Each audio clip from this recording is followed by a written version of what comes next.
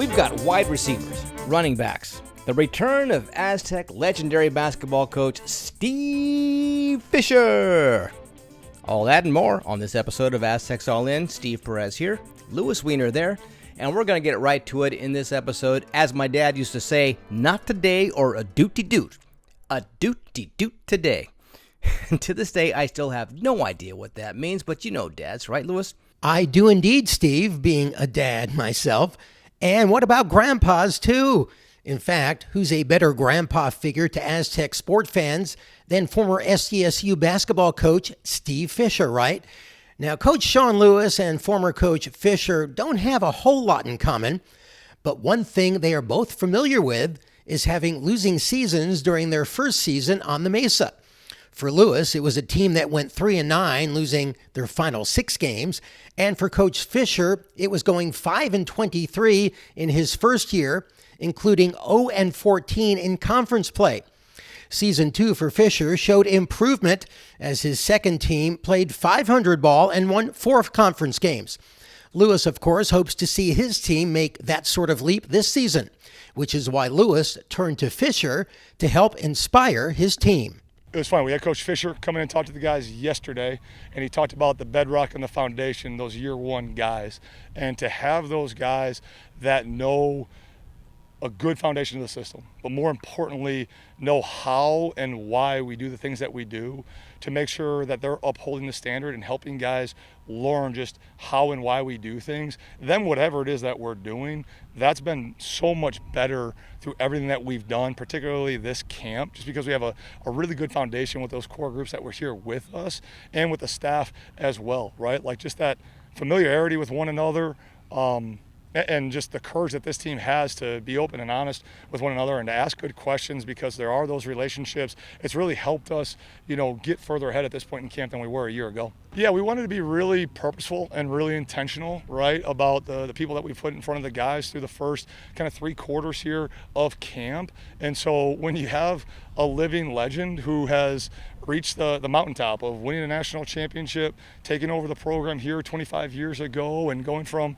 what they did year one and that 99-2000 season to obviously where the program is now. And within that tenure, there's only been Coach Fisher and Coach Dutch, and obviously that connection and continuity throughout, just getting a chance to visit with Coach Fish a little bit, getting a chance to visit with Coach Dutcher a little bit, since I've been here, is like there's just a lot of parallels. There's a lot of similarities. And so to bring in an outside voice, regardless of sport, like, what it takes to win, establishing a culture, building a program, building a team, having those connections, no one's got more wisdom than him. He's probably forgotten more than I'll ever know about doing that, right? And so, he shared a lot. A lot of it I'll keep private because it was a private moment for us, and that very grateful to have him come aboard and to do that with us for a day.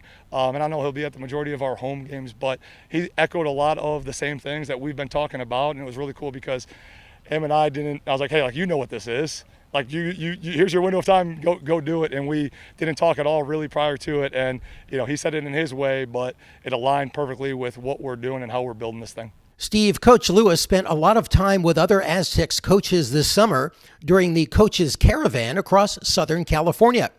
During these caravans, the coaches got to meet face-to-face with fans, but also learn about what makes other Aztec coaches so successful in their respective programs. Yeah, obviously we have a great collection of coaches here, right? There's champions everywhere that every room that you visit, every office that you visit in Fowler. And so anytime that I got a chance to be around those guys, right, to be able to pick their brain and, to steal some ideas here and there has helped us to, again, kind of go through, all summer conditioning and do some things a little bit differently that we've tweaked, through training camp, just kind of picking the brains of, how some other people do it within the building, so that we can do it better. Steve, we can only hope that Coach Fisher's success rubs off on Coach Lewis sooner rather than later. When it comes to running backs, it feels like there's a lucky number 7 at the position for the Aztecs in Lucky Sutton. Sole returning player on the depth charts at the position, he earned back that number in the spring.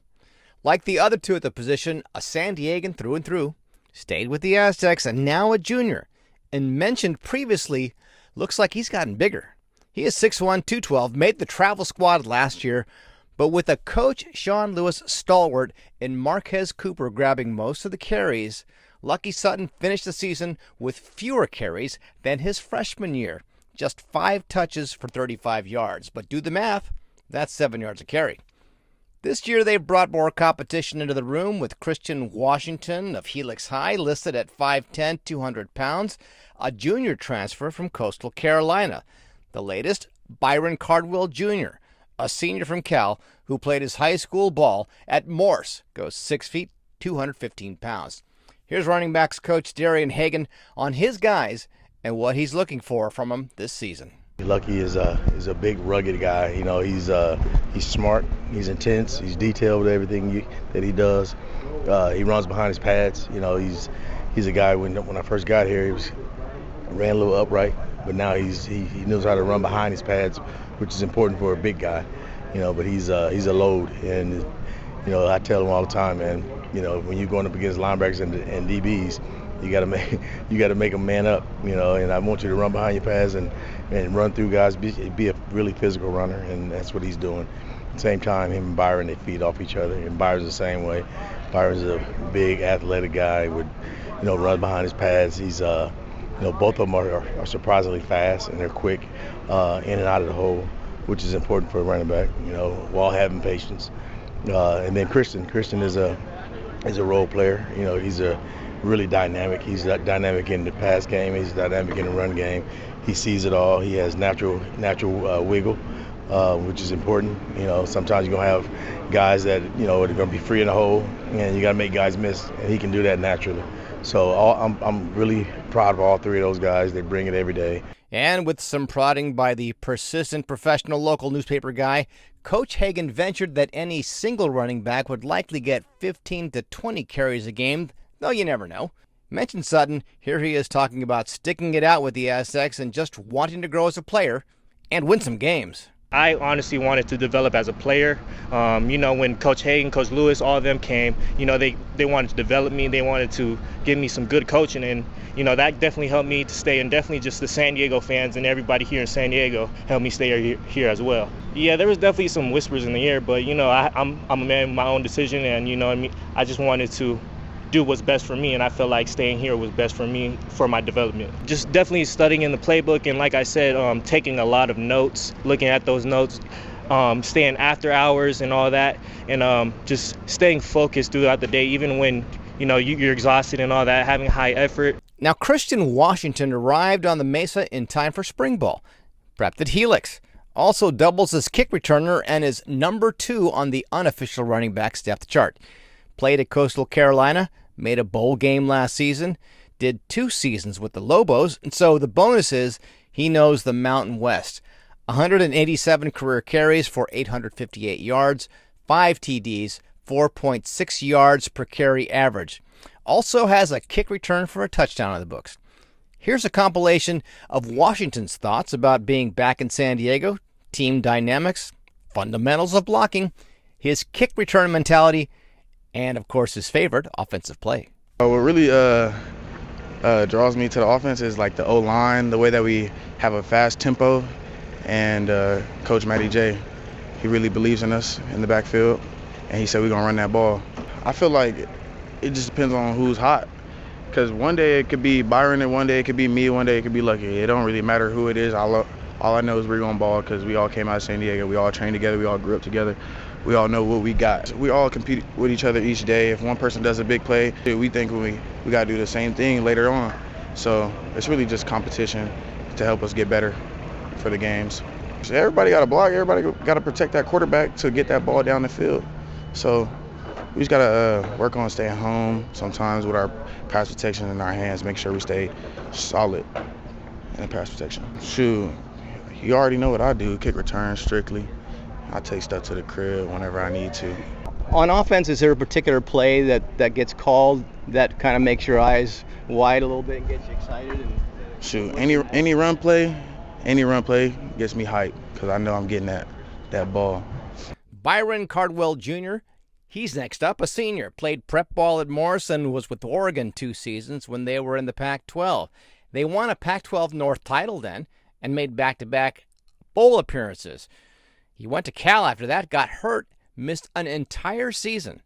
The following season, he saw limited action with 24 carries, 81 yards, 3.1 average a carry, and then he entered the TP after spring practice and is now an Aztec. Though a relative newcomer, his expectations are high. Here are some of his thoughts on his fellow San Diegans, the running back's role in this up-tempo offense, and what coaches asked of the new guy. Expectations are very high. All three elite backs, all from San Diego, all played against each other at some point in high school or trained just growing up. So I have high expectations for this season, excited and ready to just attack it. I feel I'm a big guy too. I'm big and fast, so I do a little bit of everything. So I bring what I have to the game and just do it my best. A big part of it was just understanding the schemes, just where the runs hit, how we fit in pass pro or running route concepts. That was a big part of it. With me being just an older guy, more seasoned, a lot of the position stuff is very, I understand it well. So a lot of it for me was just understanding technique. This offense definitely elite with ball security, pad level, slow too fast to attack in the hills, and just when we get in open field, make guys miss.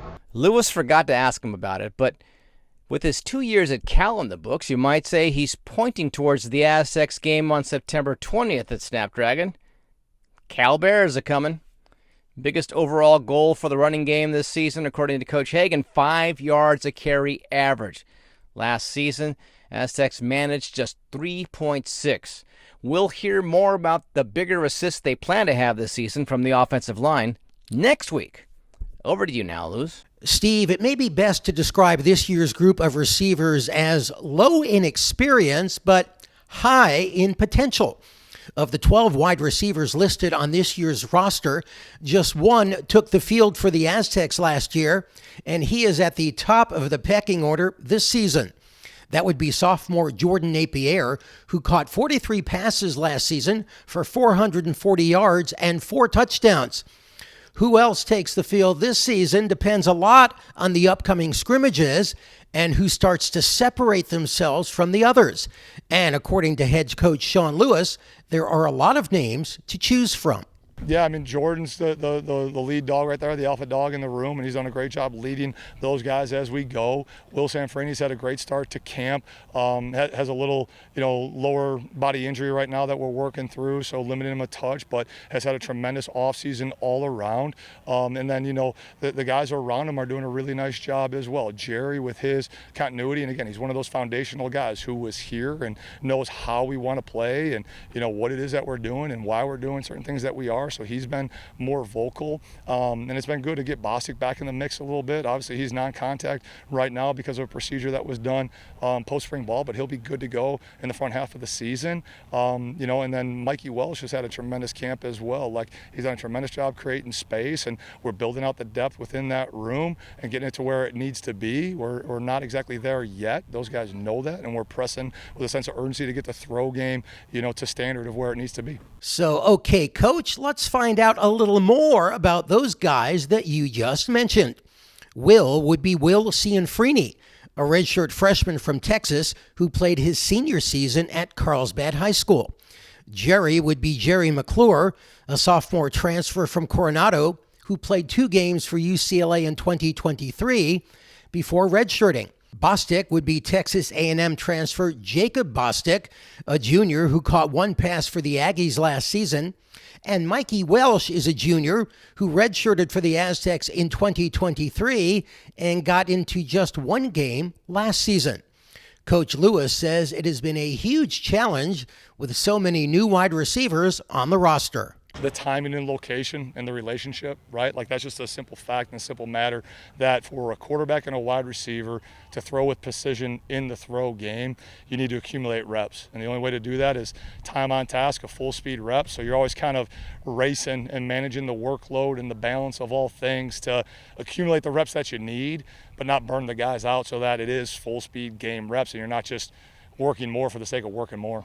Steve, obviously chemistry plays a big part in the relationship on the field between a quarterback and a wide receiver, and that, of course, doesn't come easy. But according to wide receivers coach Lanier Sampson, it all starts not on the field, but in the meeting room. It's just the time on task, right? You have them in the meeting room, and you take time to explain, the plays, and you take time to explain the why behind it. You take time to explain the whole concept, right, instead of their position, and just kind of learning how they learn the best. Like, at the end of the day, it's not about me and how I learn things, but what's the best way for them, the kids, to learn, right? And that's what makes us. I feel like that's what makes us as a unit come together quicker and faster. I mean, obviously being on the field, like I tell people all the time, yeah, it's good to have them in meetings and things like that. They're sitting down and they're drawing it up, and they get on the board and they talk you through the plays. But actually get out on the field is the best way, right? So coming out, with the walkthroughs we have, and all the plays we run, and type of offense we have, right? That helps them get to learn the plays faster. One player who could be a difference maker this year is a name that Coach Lewis did not mention, and that is senior speedster Miles Kit Denton. He comes to the Aztecs in his final year of eligibility after the past 2 seasons at Northwestern State. He was very productive last year with 26 catches for 453 yards and 5 touchdowns, including a 75-yard bomb. And he says it's been a big challenge moving from an FCS to an FBS school. Yeah, for sure. I do notice the difference in type of training. I'd say it's a lot less intense on your body here, just because we're getting out at a pretty decent time, like 7:45 to 8. So we're getting home, we're able to prioritize our sleep. So yeah, I would say it's a little bit less taxing on your body. I'd say my speed. I think I was blessed with speed, so when I feed into it and use it, I can be pretty special on the field. Cianfrini hopes to make his name on the field as an Aztec so he can make his high school quarterbacks coach proud. And that just happens to be former SDSU quarterback Christian Chapman. I wouldn't say surprising. I think I prepared for it. I've had coaches in Carlsbad that helped me, Coach Mack, Coach Swain, Coach Chapman as well. I mean, they've all kind of helped me develop at Carlsbad, and they kind of gave me a look forward to the future. So I think I was prepared coming in. He just told me that it's a great school. He'd always kind of he was really great about it. He was always on my side about my decisions and everything. He never forced me or anything, but great person, great quarterback coach, and he is a legendary player here. So Steve, Coach Sampson says he believes effort and attitude combined with athletic ability is what will spur his wide receivers to great success on the field this season. All right, Lewis, keep trying to check in with fans who are getting into the practice. All season ticket holders can check out the Aztecs through the 13th. These are your most faithful of the Aztec faithful, still holding on to those season tickets at Snapdragon, hoping for a return to the years when a bowl bid was a given. Wednesday this past week, Kai LaRusso caught my eye because he was waving around a snapshot of a yellowtail he had boated. And what can I say? I like boats these days for some strange reason, Lewis. So Kai's been an Aztec fan his whole life, considers himself a native San Diegan, though he was born in Hawaii. He got himself a spot at Snapdragon near the student section and the end zone. Pays a little each month on the 12-month plan. His favorite game came at the Q when the lights went out trailing against Stanford, and then they came back to win. This year, this season ticket holder is looking for at least 6 wins and a bowl bid. It's really cool to watch, really fun. I'm expecting a lot better season this year. I'm expecting a bowl, us going to a bowl game. There's a lot of fans out there that kind of disagree, but I'd like to tell them to come and try to watch them. Maybe come and watch in the parking lot. I mean, you're not to be able to go in there like a season ticket holder, but just understand that they got energy, and these Aztecs right here love haters. And when you bring it all into haters that are, chirping, it kind of helps us out. And, maybe continue to chirp. I mean, they're practicing every day, and look how hot it is. It's 90 degrees, and they're out here, they're battling. And I think they're going to be very surprised. Lewis, we should both be as popular as Kai. Seem like everyone knows him and has a smile and a wave, and maybe time for a conversation. It might be because he seems to take in a lot of games on campus. Knew all about the women's soccer friendly game on the deck Wednesday. He hits the men's games, baseball games, the swim meets, water polo, women's tennis, women's volleyball, and of course, men's and women's hoops. So shout out to Kai, an Aztec All In, if there ever was one, Lewis. Like to close this week with a little peek into Tinseltown, Aztecs All In style, Lewis. caught Happy Gilmore 2 on Netflix this week. And it was, as they say in the Old South, a hoot and a half. Especially enjoyed the cameos by the former Aztecs, right? Early on, former Aztecs women's golfer Paige Spiranak swings in as a Dick's Sporting Goods gal. You'll have to check out her Instagram to see just how buttoned up she was in the flick. Xander Schauffele, now an established star on the PGA Tour, where people who follow him there say he's a funny guy. You just don't get to see it much while he's grinding away on TV trying to win another major. In Happy Gilmore, he tosses out zingers when no one's looking, then clams up when the eyes turn his way. Sneaky champ. One more local note. Reggie Bush, the pride of Helix High, crashes the green as 8-ball.